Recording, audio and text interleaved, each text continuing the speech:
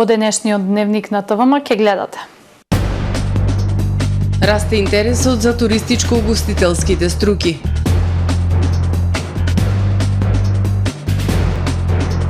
Основното училиште Братство Единство доби грант од Министерството за образование и ОПСЕ.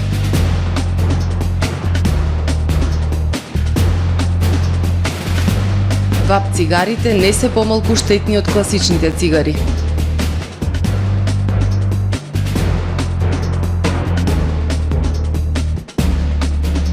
Куратица ќе го развива туризмот во регионот на Плаќенска планина.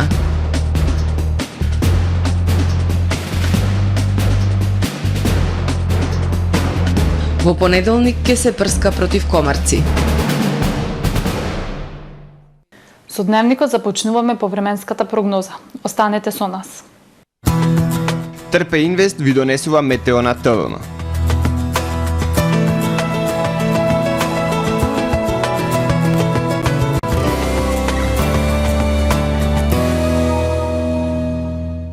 Денес во Охрид претежно сончево време со локална облачност, ветровито и релативно топло за овој период од годината со измерени максимални 26 степени Целзиусови.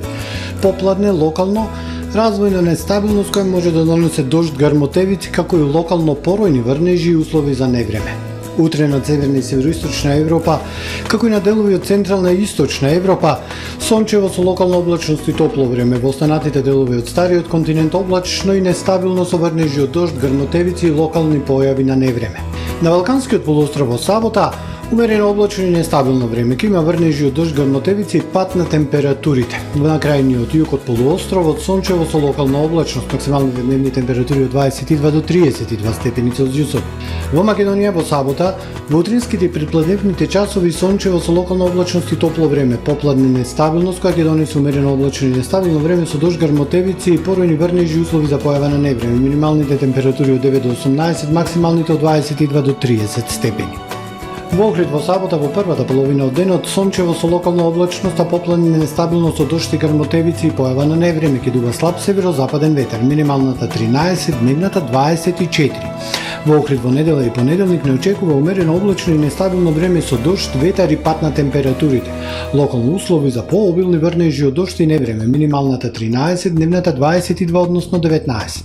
Во вторник во првата половина од денот сончево со локална облачност, попладне нестабилно со дожд, минималната 11, дневната 21 степен Целзиусов.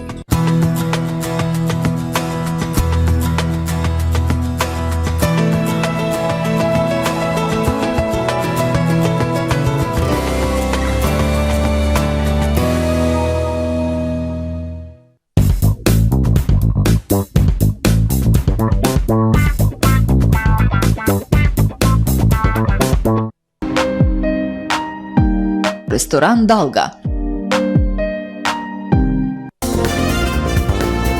Брз кредит не значи скап кредит.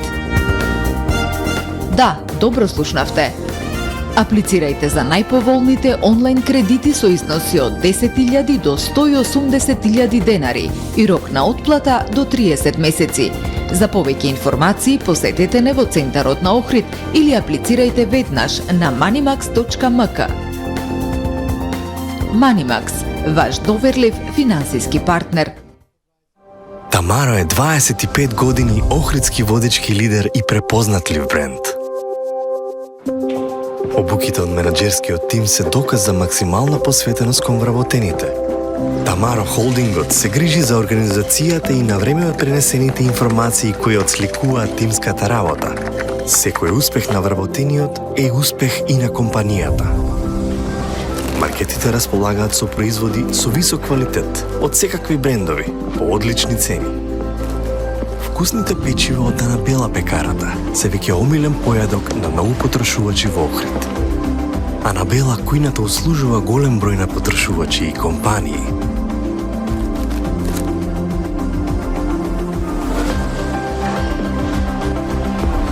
Рибарата е секогаш снабдена со најразлични видови на риба и морски плодови. А месарниците располагаат со свежо месо и местни производи во секое време. Уживајте во својот охридски домаќин. Тамаро, повеќе од маркет.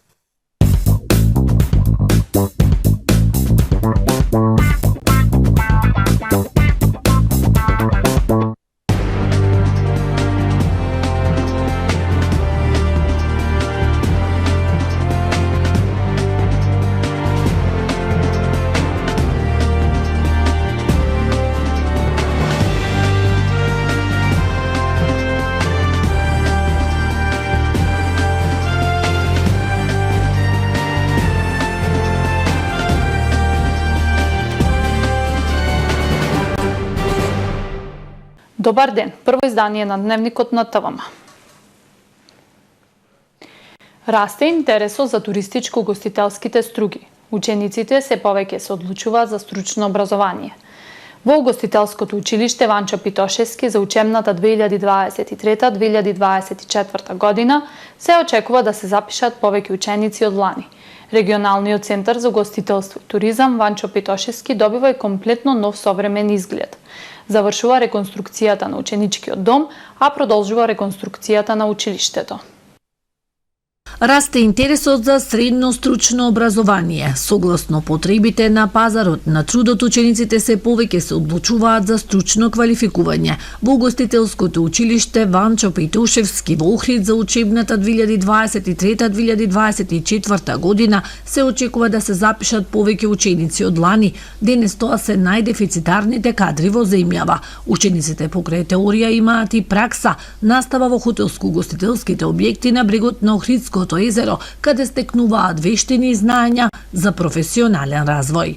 Оваа година училиштето, како и минатата година, запишува ученици од угостителско-туристичката струка и тоа во 3-годишното и 4-годишното образование. Во 3-годишното образование се запишуваат ученици од профилот келнер и готвач, кои што се дуални паралелки, а од 4-годишното образование ги запишуваме угостителски техничар за рурален туризам,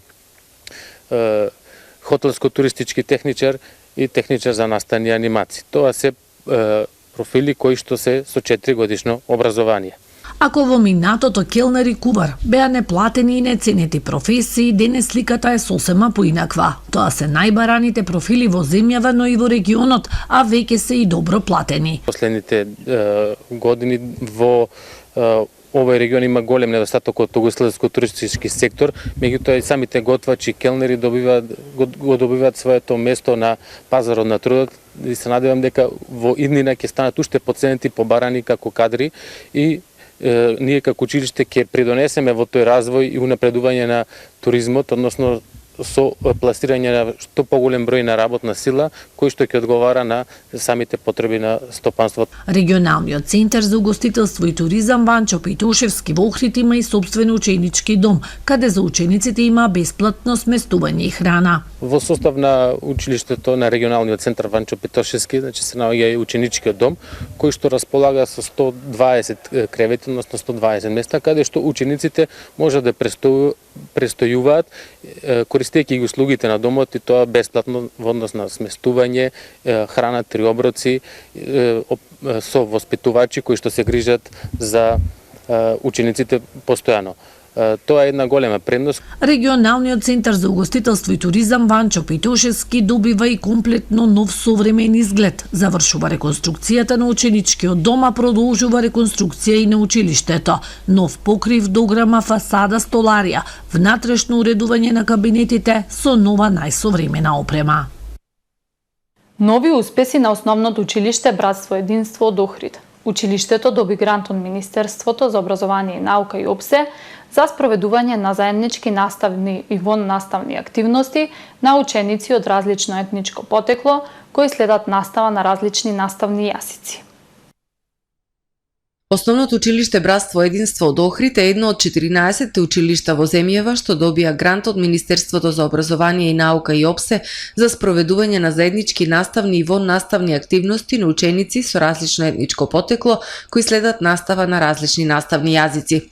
Целта на активностите е јакнење на соработката и довербата помеѓу младите, а финансиските средства за нивна реализација се обезбедени преку проектот Градиме нови мостови. Министерот Јетон Шакири рече дека е импресиониран од портфолиото на активности кои одбраните училишта ги предложиле и преку кои гледа волја, креативност и конкретна заложба за унапредување на односите меѓу новите генерации. Овие училишта нема да бидат единствени, затоа што проектот е подолгорочен и во иднина ќе се објавуваат и нови повици за поддршка на активностите за поврзување и градење на довербата меѓу младите. Впрочем, тоа и ни преостанува да го поттикнуваме единството во државата, доминацијата да ја замениме со соработка и рамноправност, а личната среќа да ја поврзуваме со среќата на другите и благосостојбата на општеството во целина, додаде министерот Шакири. Предвидениот период на имплементација на одобрените проекти и активности е јуни 2023, мај 2024 година, со можност за добивање финансиска поддршка до 7.000 евра по апликација, информираат од Министерството за образование и наука. Расте бројот на млади кои се соочуваат со депресија и анксиозност. Интернетот и социјалните мрежи дополнително влијаат на зголемувањето на менталните болести кај адолесцентите, сметаат психолозите. Во ерата на интернет не се поштедени ниту најмладите. Видеоигрите, особено оние со насилна содржина, го нарушуваат менталното здравје на децата. Расте бројот на млади кои се жалат на депресија и анксиозност. Бројките се алармантни. Секој трет адолесцент има симптоми на депресија. Пандемијата пропратена со социјална изолација, несигурност и грижи остави сериозни последици врз здравјето на младите. Интернетот и социјалните мрежи дополнително влијаат на зголемувањето на менталните болести кај адолесцентите, сметаат психолозите. Она што се пласира на Facebook, на Instagram, брза заработувачка, различни коуч, лайф, значи мотивациони говорници кои што многу повеќе во насока делуваат на брза заработувачка, на нереални очекувања. Воопшто интернетот дава една искривена слика за сето тоа и тоа кај младите поттикнува неможност да соодветно се прилагодат, да не бидат во контакт со реалноста, односно да живеат еден измислен свет.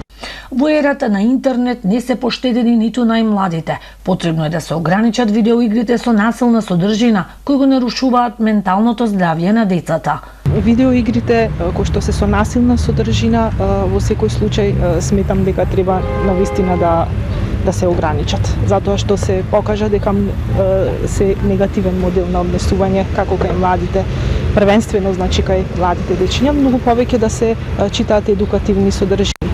Според Светската здравствена организација, на ден на милиарда луѓе во светот се соочуваат со проблеми поврзани со менталното здравје, а се проценува дека 1 од 7 деца и млади луѓе широм светот имаат одредени проблеми со менталната здравствена состојба.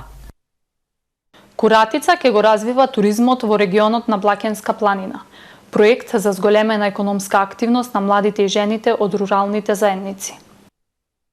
Сдруженијето на граѓани Свети Василий од село Куратица ќе го реализира проектот Младите за развој на туризмот во Плакенскиот регион. Општата цел на проектот е зголемена економска активност на младите и жените од руралните заедници во областа на алтернативниот туризам, а специфичната цел е подобрена и развиена инфраструктура и понуда за развој на туризмот во пределот на Плакенскиот регион, велат од Сдруженијето. Вкупниот буџет на проектот е 615.000 денари, односно 90% финансирани од Европската Унија, а 10% учество на апликантот. Спроведувањето на проектот започна на 1 јуни оваа година и ќе трае 6 месеци. Проектот Младите за развој на туризмот во Плакенскиот регион е финансиран од Европската Унија како подгрант преку проектот Подприсе на младите, спроведуван од Македонската развојна фондација за предпријатија, Рурална коалиција, Junior Achievement и Елит, Сдружение на жени менаџери од Скопје. Brain o Brain, програмата при Црвен крст Охрид, се приклучува кон светската кампања за одбележување на 20 годишниот јубилеј.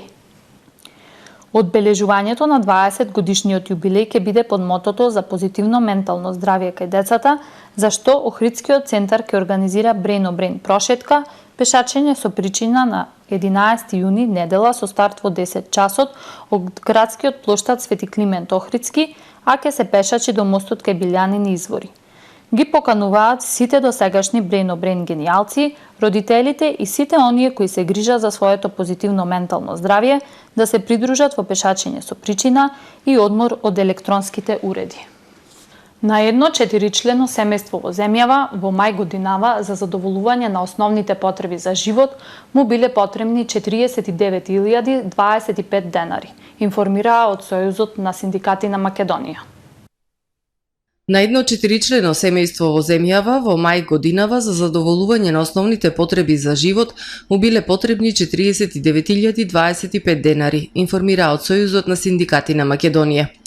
Од овој износ на минималната синдикална кошница 19.532 денари или 44,34% биле потребни за исхрана и пијалаци, 13.392 денари, односно 30,41% за домување, 3.196 денари за хигиена, 3.720 денари за превоз, 2.315 за облека и обувки, 1.067 денари за култура и 821 денар за одржување на здравје, или вкупно 44.047 денари.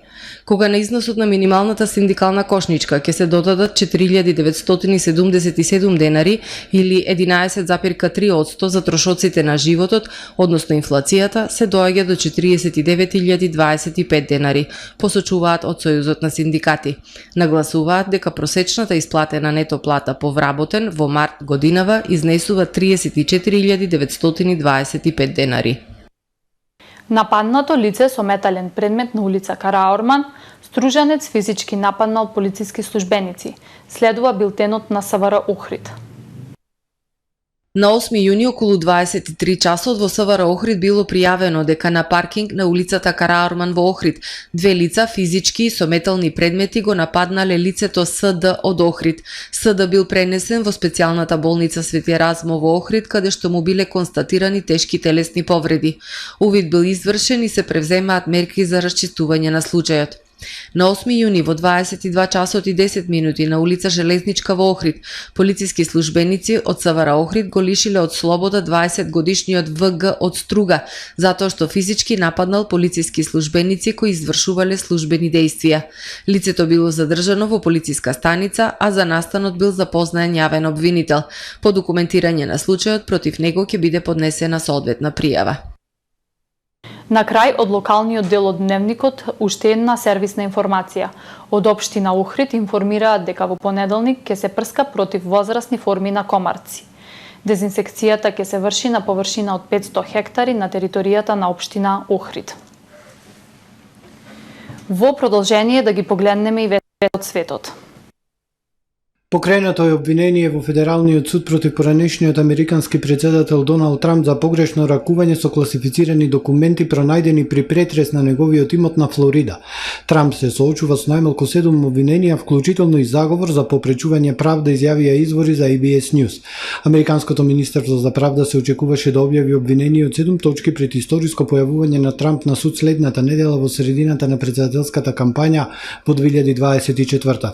Обвинението носи тешки правни последици, вклучително и можност за затвор ако Трамп биде осуден. Јас сум невин човек, напиша Трамп на платформата Вистина. Обвинението според него е без преседан. Најмалку 11 лица загинаа во експлозија во џамија во северен Авганистан за време на погреб на талибански заменик гувернер кој почина во вторникот во напад со автомобил бомба.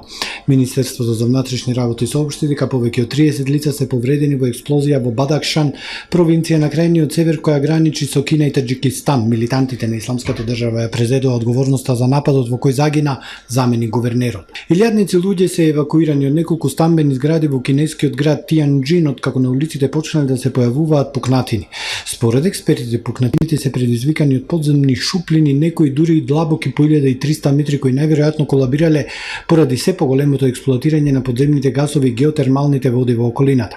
Градската управа на Тианџин го нарече инцидентот ненадејна геолошка катастрофа. На фотографиите објавени на социјалните мрежи се гледаат искривени патишта, случајот го покрена прашањето за безбедноста на стабилните згради во Кина. Кинеската влада воведе строги правила и остри казни во случај на недозволително управување со недвижностите. Шведска ќе му дозволи на НАТО да распореди трупи на незината територија и предофицијално да стане членка на Алијансата. Ова го изјавиле шведскиот премиер Улф Кристерсон и министерот за одбрана Пал Џонсон за шведскиот дневен весник Дагенс Нихтер. Владата одлучи дека шведските вооружени сили може да почнат подготовки со НАТО и членки на НАТО за да овозможат идни заеднички операции. Подготовките би вклучувале привремено сместување странска опрема и персонал на шведска територија, било наведено во колумна на шведскиот весник. Го завршуваме првото издание на Дневникот на ТВМ. Ви благодарам за довербата. Имајте пријатен ден.